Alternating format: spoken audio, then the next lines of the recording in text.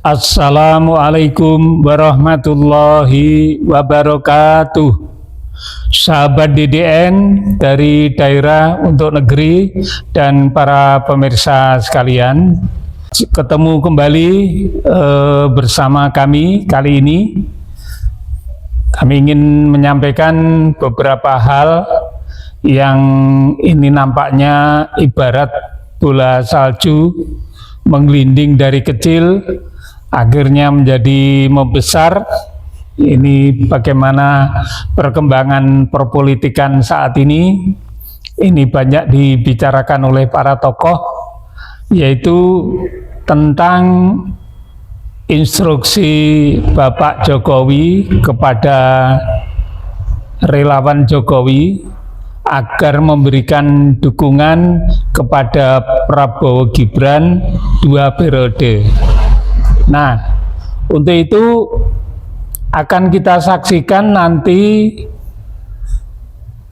video dilaksanakan oleh Kompas TV dalam acara Bola Liar yang disiarkan oleh Kompas TV melalui acara Bola Liar. Ada beberapa tokoh yang hadir pada kesempatan itu. Nanti akan kita saksikan bersama videonya. Karena videonya sangat panjang, mungkin tidak keseluruhan. Akan tetapi sudah kami catat pendapat-pendapat dari beberapa tokoh yang hadir pada acara Bola Liar tersebut. Marilah kita saksikan video berikut ini. Saya tadi punya pertanyaan ke Bang Adian, apakah arahan 2 periode Jokowi adalah upaya untuk menyelamatkan keluarganya dari isu ijazah dan juga pemakzulan, Bang Adian? Pertama begini ya, apa yang disampaikan orang itu, apa yang dikatakan orang itu, apa program orang itu merupakan manifestasi dari pemikirannya. Apa yang dipikirkan itu seringkali merupakan wujud dari keinginan-keinginan dia, kira-kira seperti itu. Nah, orang katakan bahwa negarawan itu selalu berpikir tentang generasi berikutnya. Tapi politisi selalu berpikir tentang pemilu berikutnya. Nah, pernyataan Jokowi ini menunjukkan sebenarnya dia politisi, bukan negarawan. Karena dia tidak berbicara tentang generasi berikutnya, tapi dia berbicara tentang pemilu berikutnya. Baik, Bang Freddy, ini Pak Jokowi seorang politisi, bukan negarawan, kata Bang Adian. Ya, kata Jokowi lah dari pernyataannya. Oh iya, analisa Bang. Karena itu analisa semua orang. Analisa orang memang begitu. Politisi berbicara tentang pemilu berikutnya, negarawan berbicara tentang generasi berikutnya. Oke, baik. Emang sudah itu hukumnya. Ya, jelas Pak Jokowi seorang politisi. Ya, itu statement seorang politisi. Ya, kita tidak perlu menyangkal itu. Tetapi konteks itu beliau juga justru seorang negarawan. Justru beliau mengatakan itu kepada relawannya adalah karena memang pemerintahan ini harus berlanjut. Baik, sahabat DDN dari daerah untuk negeri dan para pemirsa sekalian, itulah tadi video yang kita ikuti, yaitu sebuah acara di Kompas TV, itu acara Bola Liar, di mana para tokoh-tokoh telah hadir. Ada Rafli Harun, ada Adrian Napitupulu, kemudian ada Ade Armando, ada Pak Ginting, dan beberapa tokoh yang lain yang hadir telah menyampaikan beberapa pendapat khususnya yang terkait dengan apa yang telah disampaikan Pak Jokowi beberapa saat yang lalu, yaitu agar para relawan Jokowi memberikan dukungan kepada Prabowo Gibran 2 periode. Nah, kemudian apa saja yang disampaikan dalam video tadi, dalam acara Bola Liar tadi? Maka yang pertama yang sempat saya catat menyatakan bahwa pendapat dari Jokowi Mania, yaitu bahwa perintah dari Pak Jokowi untuk mendukung Prabowo Gibran 2 periode ini adalah satu upaya untuk supaya program Pak Prabowo Gibran ini dapat berlanjut sampai dengan 10 tahun. Baik itu MBG, baik itu program-program yang lain, ini harapannya bisa dilaksanakan selama 10 tahun. Nah, akan tetapi ada pendapat dari Pak Ginting bahwa menurut ilmu politik manusia itu adalah seperti serigala politik, dan bahkan dengan tegas menyatakan bahwa Pak Jokowi adalah serigala politik yang bisa memakan siapa saja. Ini pendapat Pak Ginting. Dan kemudian ada tokoh yang hadir juga, yaitu Pak Hendrasman, yang ditanya bagaimana seandainya periode kedua Mas Gibran berpasangan dengan Pak Prabowo untuk maju lagi pada periode yang kedua. Maka jawabnya adalah bahwa dinamika politik itu terus berkembang. Nah, tidak bisa dijawab sekarang karena apa? Karena memang itu masih cukup lama, masih kira-kira 4 tahun lagi. Sehingga dinamika politik selama 4 tahun ini akan mengalami satu perkembangan. Ada dinamika, ada naik turunnya perpolitikan kita. Nah, lain halnya dengan Adi Armando. Ini tokoh yang kita kenal, yang dulu tampaknya netral begitu, dengan logika berpikirnya, saat ini telah menjadi pendukung berat Pak Jokowi. Ya. Di mana Adi Armando mengatakan bahwa saat ini tetap mendukung Prabowo Gibran, kecuali hubungan Pak Prabowo dengan Pak Jokowi ini retak atau renggang karena mungkin ada yang mengadu domba dan lain sebagainya, atau alasan apapun lah yang mengakibatkan bahwa hubungan Pak Jokowi dengan Pak Prabowo ini menjadi renggang. Nah, ini satu pertanda bahwa ke depan belum tentu Pak Prabowo akan bergandengan dengan Mas Gibran. Nah, begitu. Bahkan dengan nada optimis, seolah-olah tanpa Pak Jokowi maka Pak Prabowo ini tidak akan dapat maju untuk periode yang kedua. Ini pendapat saya. Dan kemudian Adrian Napitupulu ditanya, apakah kira-kira Pak Prabowo dengan Gibran maju untuk periode yang kedua? Bagaimana menurut Mas Adrian? Nah, ternyata beliau menyatakan dengan prinsip yang sederhana. Jadi dalam dinamika politik ini terus selalu berkembang. Tapi intinya Mas Adrian menyampaikan bahwa intinya itu bahwa kalau seorang calon presiden akan didampingi oleh siapa, itu tergantung kira-kira yang mendampingi itu menguntungkan atau tidak. Nah, kalau tidak ada keuntungan, kenapa harus digandeng? Sehingga ini juga merupakan sinyal bahwa belum tentu nanti periode yang kedua yang akan datang Pak Prabowo akan menggandeng Gibran. Nah, kemudian ada dari mahasiswa yang mengatakan bahwa ibaratnya Pak Prabowo Gibran, DPR, dan pejabat-pejabat negara yang lain itu intinya adalah karyawan dari para generasi muda. Ya, karena pemilih terbesar saat ini adalah para generasi muda. Apalagi pada pemilihan yang akan datang, 2029 yang akan datang, ini kita mendekati pada bonus demografi, di mana pemuda ini jumlahnya sangat luar biasa. Nah, hingga salah satu mahasiswa mengatakan, sebagai karyawan, mau bekerja saja belum, kok sudah menginginkan 2 periode, apa yang disampaikan oleh Pak Jokowi. Ini karyawan yang bagaimana? Apakah karyawan yang patuh dengan yang punya perusahaan? Seperti itulah kira-kira. Nah, ini.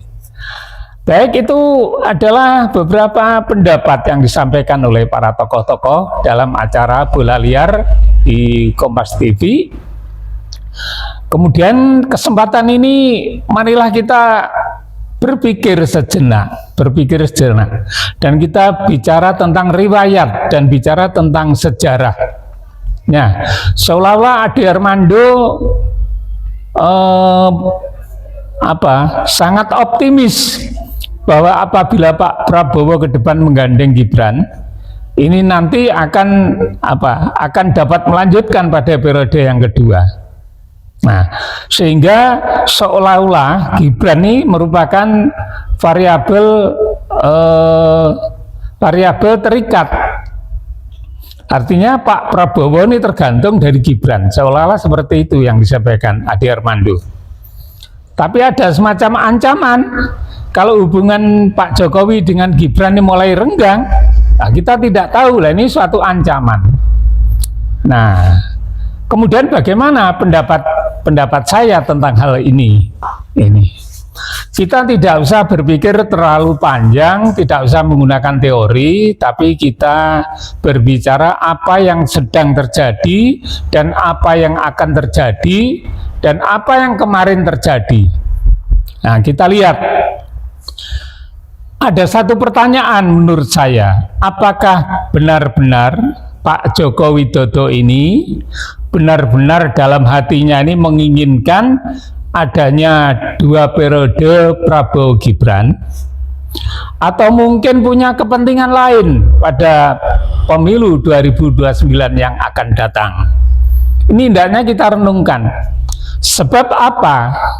Sebab jangankan hubungan Pak Prabowo dengan Pak Jokowi yang seperti itu, kita melihat bahwa betapa hebatnya hubungan Pak Jokowi dengan PDIP, dengan Ibu Megawati.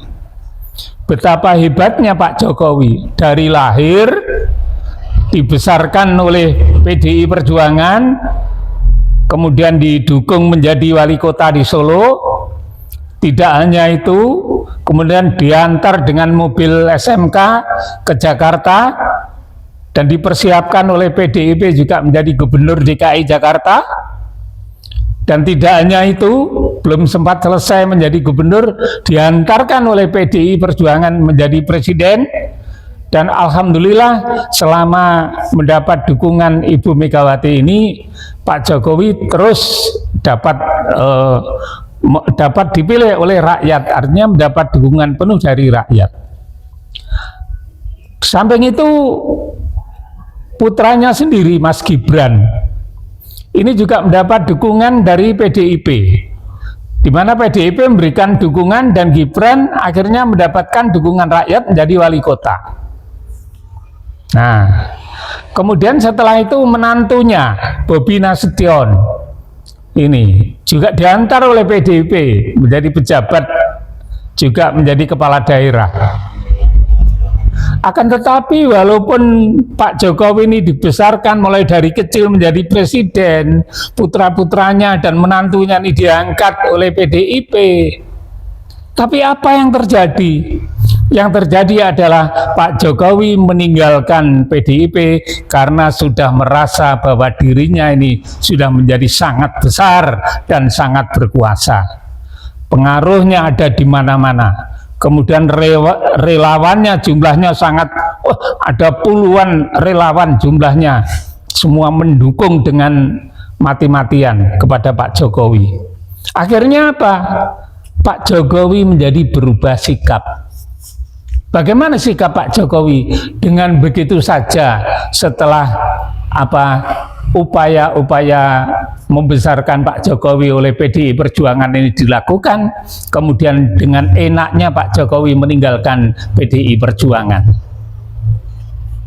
Nah, ini adalah fakta, ini adalah sejarah yang membuktikan bahwa Pak Jokowi tidak konsisten dalam menyampaikan pendapat, dalam menyampaikan pikiran, ternyata bisa suatu saat berubah. Nah, apakah tidak mungkin bahwa pemilu 2029 yang akan datang bukan periode kedua Pak Prabowo Gibran, akan tetapi adalah Mas Gibran sendiri yang akan diperjuangkan menjadi presiden yang akan datang? Karena apa? Karena merasa bahwa Pak Jokowi sekarang ini masih mendapat dukungan yang sangat luas. Nah, seperti itu. Apakah tidak mungkin seperti itu? Oh, mungkin iya, mungkin tidak. Tapi boleh mengatakan mungkin iya, mungkin tidak. Marilah kita lihat gejalanya. Apa gejala yang ada? Gejala yang ada sekarang ini, mau tidak mau, ini suatu fakta dan kenyataan bahwa Mas Gibran telah dipersiapkan untuk periode yang akan datang. Ingin tahu buktinya? Buktinya apa yang dilakukan Mas Gibran sekarang ini sama dengan apa yang dilakukan Pak Jokowi pada saat mencalonkan presiden beberapa saat yang lalu. Dengan cara apa? Dengan cara membeli kebaikan rakyat. Dengan apa? Dengan senyum. Dengan apa? Dengan memberi bantuan. Dengan apa? Dengan salaman kepada setiap orang di mana-mana. Di pasar-pasar, di mal, di sawah-sawah, di mana-mana selalu bersalaman, dan itu di skenario persis seperti sinetron. Jadi dipersiapkan, ada kamera, ada yang bersalaman, senyum-senyum, seolah-olah itu kebaikan. Apakah semurah itukah kedaulatan rakyat bisa dibeli? Nah, marilah kita semua sahabat DDN, para pemirsa sebangsa dan setanah air, marilah kita gerakkan hati kita, marilah kita mengheningkan cipta sejenak. Kira-kira adakah motivasi kebaikan itu untuk kepentingan kekuasaan? Dan apabila motivasi kebaikan ini adalah untuk kepentingan kekuasaan, maka berarti kebaikan yang diberikan saat ini adalah kebaikan-kebaikan yang palsu. Karena di belakangnya adalah ada kepentingan politik, ada kepentingan untuk merebut satu kekuasaan. Mari kita amati, kita perhatikan. Coba, hampir setiap hari ini ada di mana-mana. Ya, saya tidak pernah melihat apa yang ditangani di dalam kantor wakil presiden. Hampir kami belum melihat yang ada di dunia maya ini. Yang saya lihat adalah Mas Gibran tersenyum, kemudian di mana-mana bersalaman. Apakah ini indikasi bahwa memang Mas Gibran ini dipersiapkan untuk periode yang akan datang untuk menjadi Presiden Republik Indonesia? Jawabnya adalah tergantung kepada segenap rakyat Indonesia. Silakan untuk dinilai. Kalau memang betul itu yang terjadi, saya tidak tahu ke depan Indonesia akan seperti apa. Karena pada dasarnya kebaikan yang diberikan kepada rakyat pada saat itu adalah kebaikan yang semu. Ternyata apa? Ternyata kemiskinan sampai dengan saat ini masih mencapai 194 juta menurut Bank Dunia. Dan menurut BPS ada 24 juta rakyat miskin. Dan kemudian mana obral janji yang dulu disampaikan? Nah, inilah. Kalau begitu ada satu pertanyaan besar, masihkah Pak Jokowi bisa dipercaya? Nah, ini terserah, saya juga tidak akan menilai kira-kira bisa dipercaya atau tidak Pak Jokowi. Tapi yang jelas ini fakta dan sejarah yang mengatakan seperti itu. Kenyataannya seperti apa? Ini terserah kepada semuanya. Para elit politik, warga masyarakat, kemudian para tokoh-tokoh, kemudian wahai rakyatku semuanya, jangan sampai kalian dininabobokan hanya dengan beras 5 kilo dan uang 100.000. Kedaulatan rakyat ini diperjualbelikan hanya untuk kepentingan kekuasaan, yang akhirnya kekuasaan itu untuk membangun keluarganya, untuk membangun kepentingan dirinya, untuk membangun lingkungannya sendiri, tidak untuk kepentingan rakyat. Nah, ini satu pendapat, belum tentu kalau benar. Kebenarannya seperti apa? Silakan nanti berpikir masing-masing untuk melakukan penilaian. Baik sahabat DDN, dari Daerah untuk Negeri dan para pemirsa sekalian, kita berdoa bersama-sama Mudah-mudahan apa yang terjadi yang akan datang ini selalu mendapatkan petunjuk dan hidayah. Para pemimpin-pemimpin kita ini mendapatkan petunjuk dan hidayah dari Allah SWT, sehingga betul-betul di dalam dadanya ini memiliki keimanan dan ketakwaan kepada Tuhan Yang Maha Esa, sehingga apa yang dilakukan itu betul-betul merupakan amanah rakyat. Setelah berkuasa, maka kepentingan tersebut dipergunakan untuk kepentingan rakyat. Akhirnya sampai di sini perjumpaan kita. Kami dari Daerah Untuk Negeri mohon maaf apabila ada yang kurang berkenan. Saya akhiri, wassalamualaikum warahmatullahi wabarakatuh.